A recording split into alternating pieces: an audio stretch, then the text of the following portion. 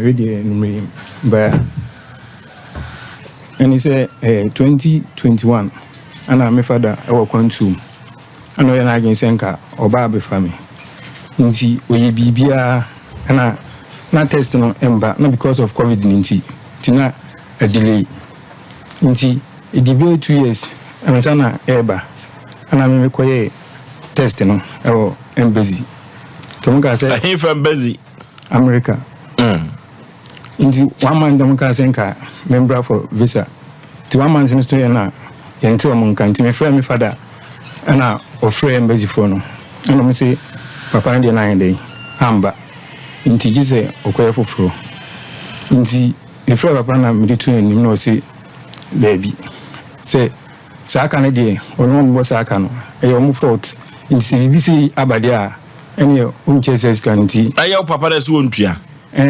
say na akwa say o mu mistake nti says kan embassy for mistake tu papa so ontua sika bia biem o me dia say embassy ni beti ko hu ka dia ene obeye bet so no say ko yin sika twia akwa test ni de na ono de na amba dia on say anya foforo adenti na o ka say embassy na mistake say na o mo sin ne de no amba nti me de no muntimi ngina me kwa me de no to ma visa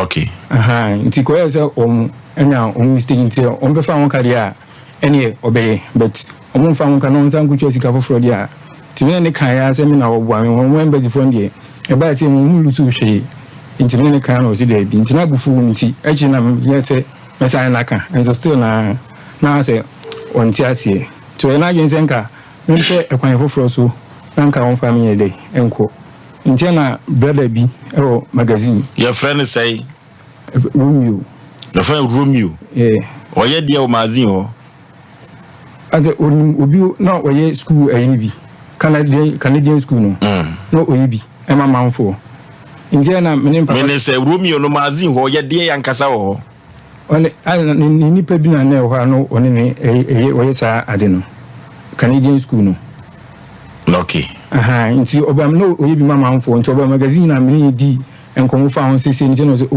ena nka me papa kra enka na ba bi adu ni de nka ubin pipa na we dey ubinya fi nka ne okoya ka adwuma sem ehunye din because of say ebia ka ukra enkrata timene ne kan ya na o say papa nse wo do nti so betima aboa me dia o say me bi nje na ka say ne me fa me slip no embra no results no nti o hwem na nso me try nti oye no na school no no say oya 1,500 or register for school na 1,500 timene papa kan ana odiska e buy ti school ni buy no send admission here dey e ma me to the admission letter no e ma me na campus no mo de mama 1 year program timene papa kan say enya hwe wo de 1 year dey wo de me nko timene papa ya na yin say ka Canada ni America dey 1 year na esu a e kwan bi obefa so a nka obebua me dey ene obebua nti we no e buy no ana ka say acceptance fee 4,500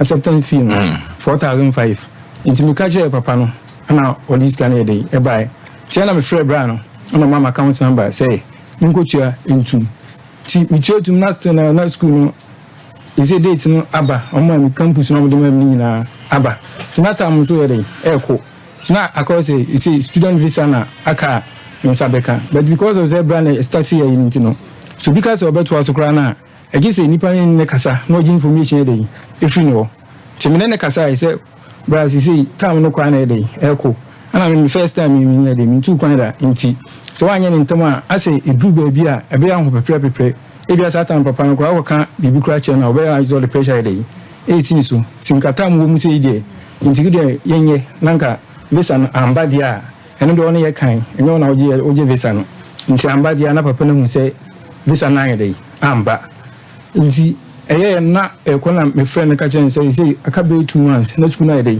abi am ka chen say ko ntimi antimi kire mu kire bi ka say obetimi aboa bet eji say oni nipa na start here no ye dey ekasa no gi information ye dey every no one sana agwatimi ye dey ato aso nti me friend bra no onfa na me testing message say bra de he na friend na onfa Romeo no no onfa na me testing message say time no kwa na eko say school ni etwam dia na gi say odi misika ye dey e mame nti na school ni say January 29th ye and na school gate na dey aso into my genuine school nso etwam and I'm testing message say school no twam dia and I say me sika ba say visa no so amma visa number na say gisa nko student visa nti man kwa biometric registration no man kwa this ama because of that nti ama papa nze say nsan keska na on to aso bi nti say ama me papa intom aye kaka na me say o fro papa na ofa onfa ofa gisa sika no inside aka ansana you say o sika ni nyina yesai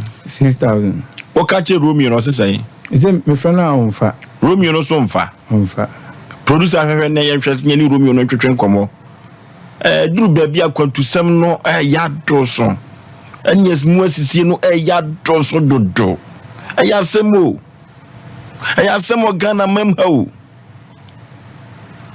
na sa na beba obi aso ntra o mem aye den obi aso obekọ enti nkrofobia for that opportunity on to me nye visa no so stay obi office no we see a friend say Romeo ho yen frɛ Romeo no yen konko yenim yen frɛ Romeo no efiri sɛ asisi sam no ano ya ye den wa kontusam enya asam keto akora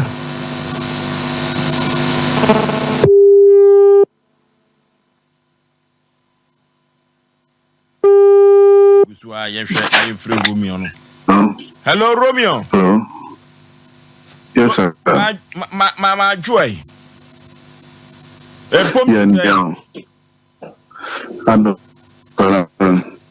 Only of us who are just SOMPA TV, SOMPA FM, and a chicken common numering. A brand be the Brantie no Kwame Watchere Boga of Arsenal. Our Mazin, Panipa was what they are going to send me bed down. Na emunsem ene say. Say Ramodi abem. I say Ramodi abem. I say well to me amfa no anko visa no amma. Enti dia na akọ. Okay, Pani, me that is our friend this time of the night. On January 4th, I'm in Ghana to February 20th. And sana me feel. Eti mi wona obay ya oba hoya ma police for friend was central. Me ko wa ma police no friend require si wo. Wa ba mo chere me se me mra no. Me ko bisa police ni no. Yes we know obi en ho friend sir. Eti mi am the police ni so number ma me store because of feature reference inti.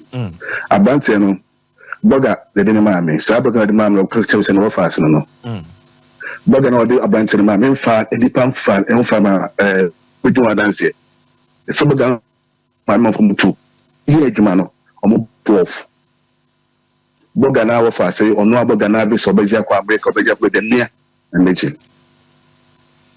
What do we buy send offers in the school mano? Boy, neighbor, what in the secondary school certificate, the transit toilet to Busano. She can't you. The school ni we. Edu sebe twaso no. Almost a million Feb power America and in income. I'm say what the hell? Obia with the ban when you're ready so sponsor. I mean convince no. Answer na twas process no. Something to yes an kwasi adwuma no. Me catch any of an bug and street. Obia when the obi when the bus school. Me a me be ya kwantu na me na me convince ni pa no. Means I didn't be the papa na. When you're ready to send some yamano. When you're ready to send yamano, it's a bad thing to her. Respect to the make a bra. And after me trying to run out on us. Oh, what's the apa? It's about Busano. We trying to run out on us. Okay, we are a man in a dinkomo, Casawi. Okay, all right. It's because we're going to meet me next party. It's the I think it's January me buy fie no buy sister sa friend me. Mama chichi mu chere ka okay. O me friend me back. My tenista na ka bi man sana police ni friend me am because central man wo bia. All me the free of buy. It's about to be sabo no no atwo say. Ka say no twa ma me a, but ma ba SOMPA. Ka kum ya gire kwaku onum pani wo kire. Say na utua ma no. Actually, first one in the 1,005 and a registration for school. And the advance in what you buy. Actually, na acceptance fee 4,500. Ja oni gu microphone him. Acceptance fee 4,500. So na me papa kwa so offer na on dey. On fancy na me papa send this school scanner dey. Ama me akwaje account number no e wa me bra no magazine dey. Akochia. Nti papa no bi ono na ya wa na yin sen ko di tu kwan no. E na obi na kwa gon go papa nti pese mu ni pa. O se oni papa no onko mi nsi papa no. Na Je say usika say na akodi Romeo. 6,000. Romeo 6,000 abedi ho. Pacho respectfully, say a boy na small can say 6,000. On my day, 1,500, which was 100 Canadian dollar, 1,500, which is 150 Canadian dollar. It's your application fee. But you say admission by an amba. Admission don't know who dance yes by. Na me say Pacho boss, you take Ghana you go school, obi colleague or better form and on top. Obeto from Bemena. Me Pacho to me to form ma feel the go form and one go school now. I was say me did the go form now to this kind of bro. Ah, yam fawa will form sikashim. Good. But for another 4,500. If it be what did they call it? So when you admission, we are normally part payment of school fees. School need the kaji is our initial deposit no. The 3 we the receipt in my bra. Automatically when you admission letter no. What's in the sanka? It will catch any brand. No, oba musa ne bra no. Senior BBC kra na obetena ho no. O se ko involve nipa na introduce ni ma me no. Se nipa ni twantra unime direct. Me bofo. Me ma me. And 3 days ko man nipa be see me so. Enti woni me nipa ni direct ke nipa be frame me. Me catch the report me man fan class sem fi onko.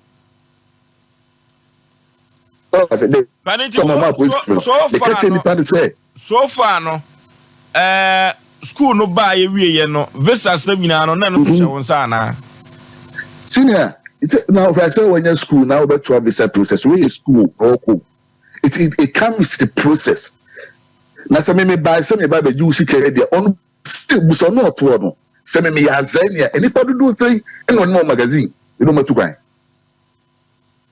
obusa no me bra na wo kana so obetu kwan ho na di tu kwan menese admission the wonya enti senior edru ho no eye process okay I was say won nipa was sponsor nipa no the bank statement say no nkorba o papa and say oje tum it me fair me I didn't deal with this guy do you know why I say obi na de ma me enti nipa na name correspond day in day out bu so no amu it's me nipa ka say me to me friend papa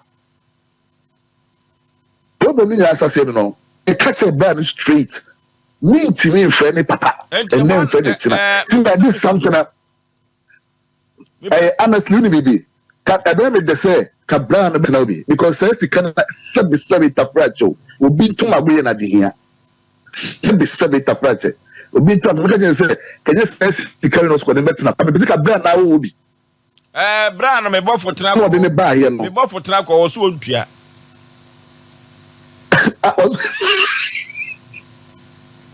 Obaga so ntua. Na so ntua.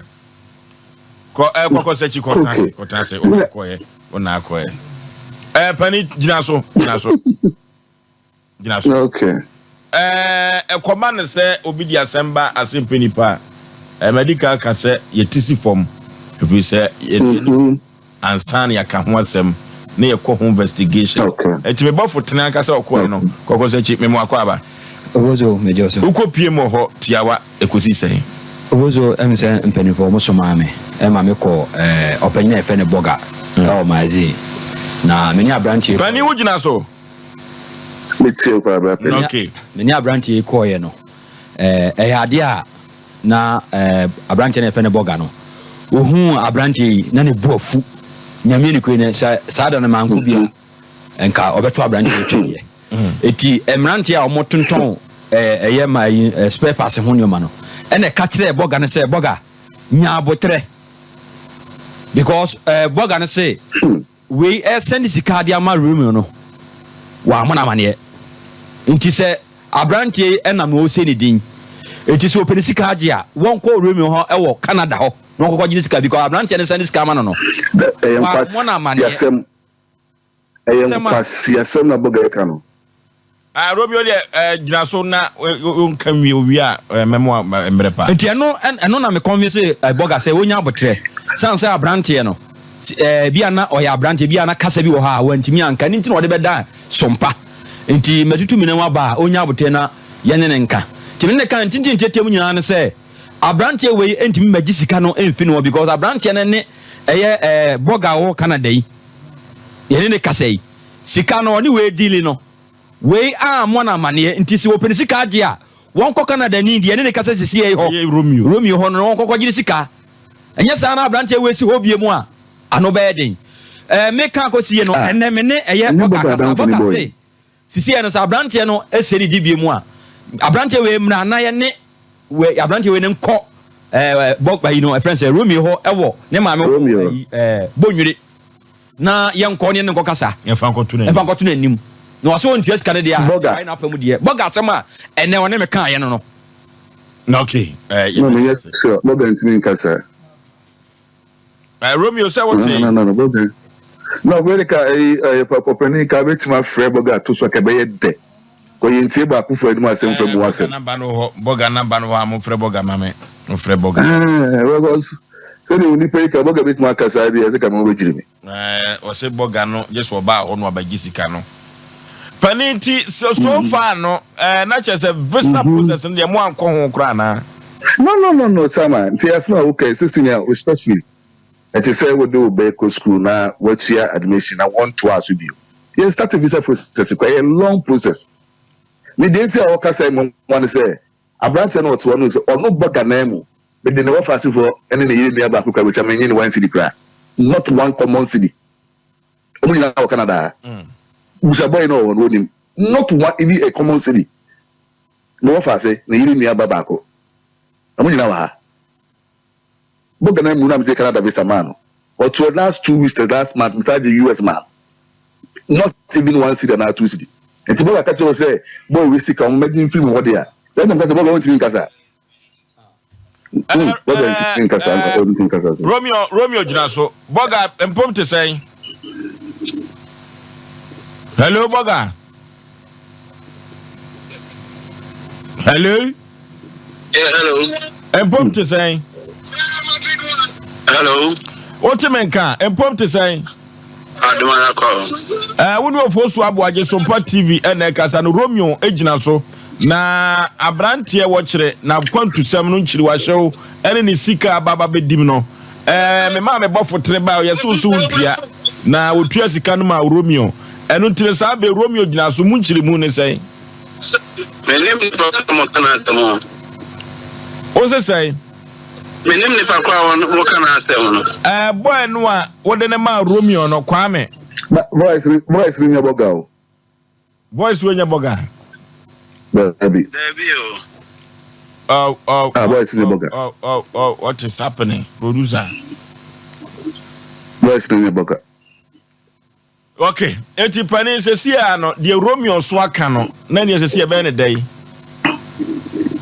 no senior we cry there any se bɔga no cry bi na no ka sansem no especially I was say oka se boy we sika se boy ne be permit and se me nyindi se bɔga no be ka sansem no he can never make that statement honestly say there was some for no ko ba ye obeka no I was say bɔga me sure say no bɔga ntimi nkasa okay enti bɔga o de gyina so na me hwɛ se menya bɔga no a cause bɔga no bɔga se abranti we ba obebutu no tietia no hello bɔga umpom te say Romeo gyina homa no so sesi na woni me bedi adanse se me bɔfo tene eba wo ho ema wone abranti wo kyere kwame no ebai se sika no wotua ma Romeo ne mo amfa amount wo de wontu ntua sika no kɔgye mfiri Romeo o kan sa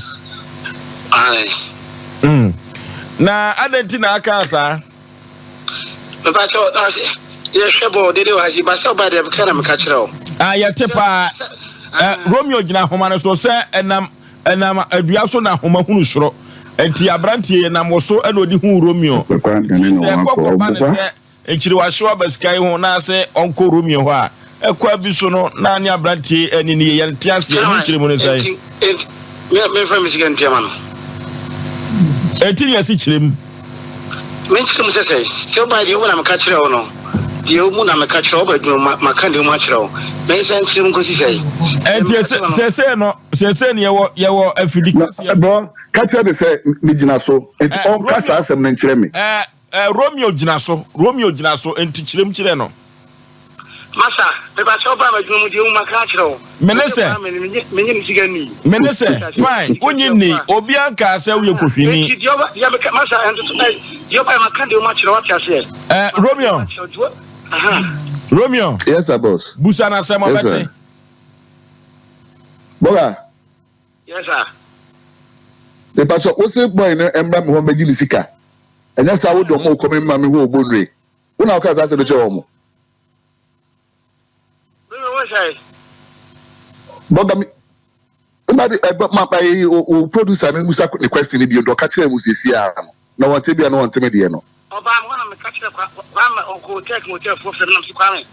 You see what I say cannot send this come on. It is room na juice ga. Tell me catch them. Romi on there. No, I'm telling you, bro. Tell me say come out producer and Musa no mami. Boga. Master. Ebra me ne abrante ne ba ho no. Be ba cho wan kan tire me se wonye abrante ne sika na emom Romeo na agi sika no. Me see Romeo no ngokọ gi sika wan kasa. Sam ka tire o. Na anope me no kasa no wan ga jam se abrante no emre ne abrante ne mra na yemko ne maame ho bonwire na yemfa nkoto ne nim pa cho wan kasa. Ona o ka se me ni mu bibi me ni pa bia. Na o se me ni no ni pa bia.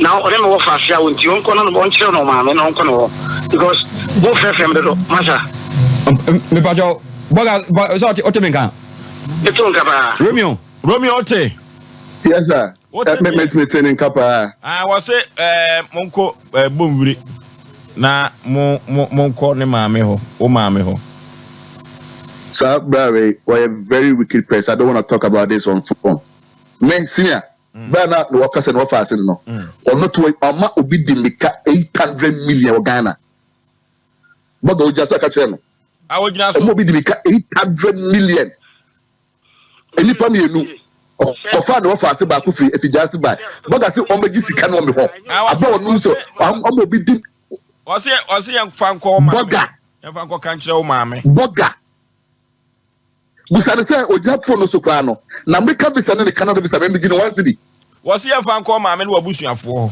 na ade onye ne busuani o ntimi ntua